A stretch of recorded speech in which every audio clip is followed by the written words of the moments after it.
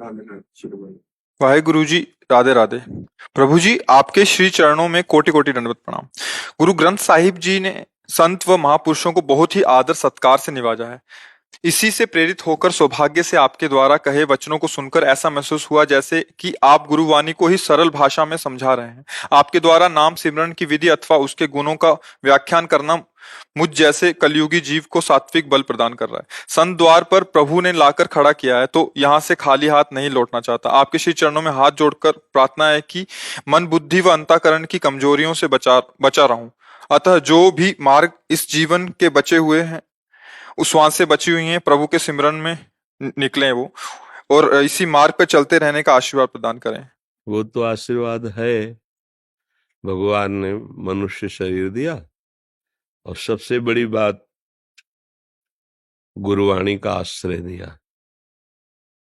जिसने गुरुवाणी का आश्रय लिया और गुरुवाणी का मनन किया, उसमें कोई भी सद्गुण की कमी नहीं रह जाती। जो मन बुद्धि हमारे संसार की तरफ आसक्त हो रहे हैं, उसका कारण है हम कहीं ना कहीं गुरुवाणी का जो आदेश है उसका उल्लंघन करते हैं। अगर उल्लंघन न करें तो गुरुवाणी में इतनी सामर्थ्य है कि उसका जब मनन करोगे तो मन बुद्धि में इतनी पवित्रता आ जाएगी कि वो नाम को छोड़कर फिर अन्यत्र कहीं जाएंगे भी नहीं। हमारी थोड़ी प्रमाद स्थिति हो जाती है। प्रमाद स्थिति, जो नहीं करना चाहिए उसमें सुख बुद्धि, जो नहीं करना चाहिए उसमें सुख बुद्धि। अब जैसे शरीर की अवस्था ऐसी है, पर मन की वही अवस्था होती है जो उसने पूर्व से अभ्यास किया है। अब हमको बहुत सावधानी के द्वारा, वो बार बार हम कहते हैं जब आप लोग पधारते हैं यहाँ, तो एक महामहिम वचन उच्चारण करते हैं, वाहे का खालसा, वाहे की फतेह। हमें बहुत अच्छा लगता है, क्योंकि वाहे का खालसा का तात्पर्य है कि जो गुरुदेव हैं, जो गुरु है, वो परम ईश्वर है, परमेश्वर है, सारा वैभव उसी का है। और जो उनकी वाणी का आदर करता है, जो गुरु वाणी को अपने हृदय में विराजमान करता है, उसकी फतेह हो जाती है। अर्थात वो मन बुद्धि चित्त अहंकार के अधीन नहीं रहता, वो मन बुद्धि को अधीन करके उस परम परमेश्वर में लगा देता है। यही फतेह है। वाहे का खालसा, वाहे की फतेह। जो वाहे गुरु के वचनों को मान लिया, ये गुरु ग्रंथ साहब साक्षात गुरुदेव हैं, मूर्तिमान प्रभु हैं, अक्षर अक्षर ब्रह्म है। अब उस बात को मान करके और यदि हम चले तो निश्चित हमारी फतेह होगी। अगर हम आज्ञा उल्लंघन करेंगे तो फिर कुछ भी करें, सफलता हाथ नहीं लगेगी। ये शब्द लिख ले, क्योंकि मोक्ष मूलम गुरु कृपा, इस कृपा का अधिकारी वही होता है जो मंत्र मूलम गुरु वाक्यम, जो गुरु का आदेश, गुरु के शब्द हैं, वही परब्रह्म तत्व का, परमेश्वर का साक्षात्कार कराते हैं। बिल्कुल साक्षात उनके आदेश को मान करके और चल दो तो निहाल हो जाओगे। नहीं, जो नाम मिला है, जो मंत्र मिला है, खूब अंदर ही अंदर उसका हर समय। और हमारा जो मन बेईमानी करता है, वो भजन से हटाने के लिए वो क्या करता है, इस वस्तु को खा लें, आज इस वस्तु को देख लें, आज इसको भोग लें, आज ऐसा कर लें। वो बीच बीच में प्रलोभन देता रहता है, और उसके प्रलोभन में जो नहीं फंसता तो मन फिर अधीन हो जाता है और वो भजनानंदी हो जाता है। और जो उसके प्रलोभन में फंस जाता है तो मन उसको अधीन कर लेता है और फिर विषयानंद में फंसा देता है। भाई यही चाल चल रही। जो गुरु का कृपा पात्र है, साधारण भाषा में कहा जाता है गुरु मेहरबान तो चेला पहलवान। कोई भी विकार उसे परास्त नहीं कर सकता। बस ये कि अक्षर पर टिक जाए। अक्षर अविनाशी सच्चिदानंद का जो आदेश है उस पर टिक जाए, फिर माया नाम की कोई वस्तु नहीं जो आपको परास्त कर सके। अब बहुत कम समय रह गया है जीवन का, पता नहीं कब शाम हो जाए, कब श्वास रुक जाए। तो हर समय अंदर ही अंदर, अंदर ही अंदर खूब नाम जप करता रहे। नाम जापक अगर ऐसा सोचता है मैं नाम जप करूं मुझे शरीर सुख मिले, तो फिर थोड़ा घाटे का विचार है। देखो अपने गुरुजनों को देखो, ऐसा कि उनकी कृपा जरा सी हो जाए तो परम पद मिल जाए, ऐसे वो महापुरुष हैं। और उनको विधर्मी लोग कितना कष्ट दे रहे हैं, पर वो कहते हैं राम का किया मीठा लागे, सह रहे हैं। इतना बड़ा पावर है उनमें कि वो उनका विनाश एक क्षण में कर सकते हैं, जो उनके शरीर को पीड़ा पहुंचा रहे हैं, सह रहे, और ऊपर से कह रहे राम का किया मीठा लागे।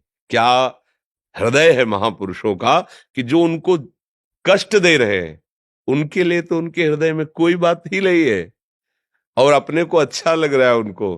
और ऐसा कष्ट, तपती हुई बालू में बैठा, मतलब जो धधकती हुई बालू है उस पे ऊपर से गरम आग जैसी छोड़ रहे हैं, पर वो राम का किया मीठा लगे। तभी तो महापुरुष हमारे गुरुदेव हैं, ये करके दिखाया। सामर्थ्य इतनी है, सब कुछ कर सकते हैं, एक क्षण में भस्म कर सकते हैं।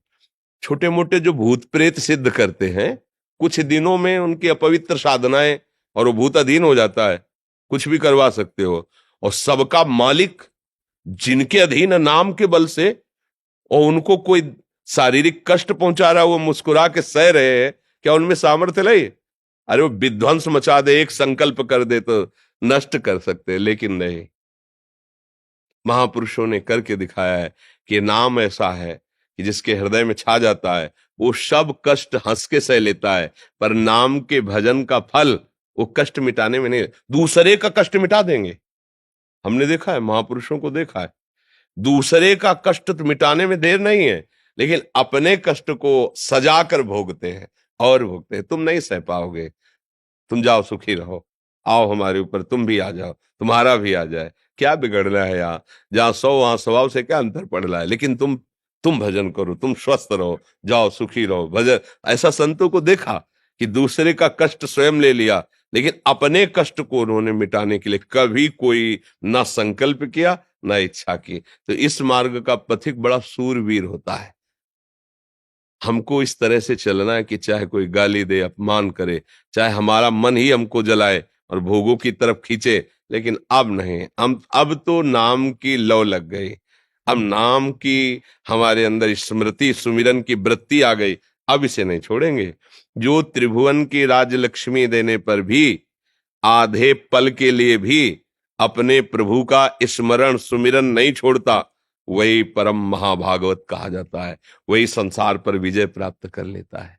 बड़ी कृपा है, और खूब नाम सुमिरन करो और गुरु वाणी के आश्रित रहो। गुरु वाणी, देखो गुरु गुरु है, आप हमारे बोलो, पराये बोलो, उनके बोलो, गुरु गुरु है, यही शब्द लगता है। सदगुरु गुरु यही लगता है ना, तो वो एक ही है, वो एक ही है, उसे कुछ भी नाम दे के पुकारो, वो एक ही है। इसीलिए हर समय नतमस्तक होकर गुरुवाणी का पालन करो, अपने आप निहाल हो जाओगे, अब मस्ती आ जाएगी, अद्भुत मस्ती आ जाएगी।